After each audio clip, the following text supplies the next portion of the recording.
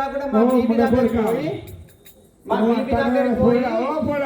ఏంది పిల్లగా ఏమో అంటాను ఇంకో నాకు జర్రం వస్తుంది కొంచెం బియ్యం పెట్టి కుండ గీకి పెట్టువన్నా మంచి బుగ్గలేరు పెట్టువన్నా మక్క పాల అయితే అద్దెడు మక్కలు వేసి అంగి జేబులో వస్తా బుగ్గలు అద్దెడు వచ్చే మక్కలు ఏది జేబు నాది నాకు ఏవో పెద్ద జేబు ఉన్నది అయితే ఇలా పోయి వారి నా పిల్లని బతిలాడతాను అయితే ఇక ఒక్కొక్క సాప అంటే నాకు మతికి వచ్చింది ఇది ఎండాకాలం కదా పిల్లగా ఆ చెరువుకు పొద్దుగాల లేచి సాపలు పట్టుకరాని గాలం పట్టుకుని అయితే పొద్దున్నాక గాలం పట్టుకొని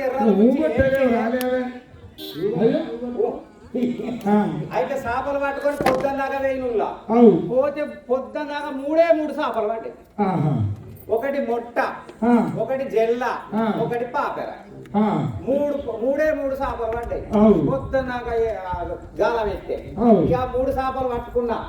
ఇంటికి వచ్చిన బేబీ రావే అన్న అయ్యో ఏందండి అనబట్టే ఇగో ఈ 3 చేపలు తెచ్చిన మంచిగా పొట్టు గీకి ఉప్పు పెట్టి బంక పోయేటట్టు మంచిగా అండి అని చెప్పిన 1/2 కిలో నూనె పోసి ఫస్ట్ క్లాస్ అంటే నా పిల్లవానన్న ఇక నా పిల్లవ ఏమంటుంది 1/2 కిలో నూనె పోసి ఫస్ట్ క్లాస్ కాదు మొగడా 1/2 కిలో నూనె పోసి 5 క్లాస్ అంటుతాన బట్టి 1/2 కిలో నూనె పోసి 5 క్లాస్ అంటుతాన బట్టి అబ్బాయిగా నా పిల్లలు నా మీద పావురం ఎంత పావురమో ఈ 3 చేపలు అండువాడి 1/2 కిలో నూనె పోసి ఫస్ట్ క్లాస్ అండువాడి నేను చెప్తే 1/2 కిలో నూనె పోసి 5 క్లాస్ అండుతాను బట్టే నాకు ఎంత పావురం కుదిరిందో నా పిల్లల మీద అనుకున్నా స్నానం చేసిన మంచిగా తెల్లగలు తాగడానికి ఆ తిరుపతి గౌడు అక్కడ వెలుగటూరులో మంచిగా పోతాడని చెప్పి ఈ ఊరు నుంచి అక్కడ వెలుగటూరు పోయి తిరుపతి గౌడు దగ్గర మంచిగా బింకి తాగిన ఇక చేపల కూర అంటే తెల్లగాళ్ళే గమ్మతుంటదా ఇక అక్కడికి పోయి తెల్లగాళ్ళు తాగి వచ్చిండుల్లా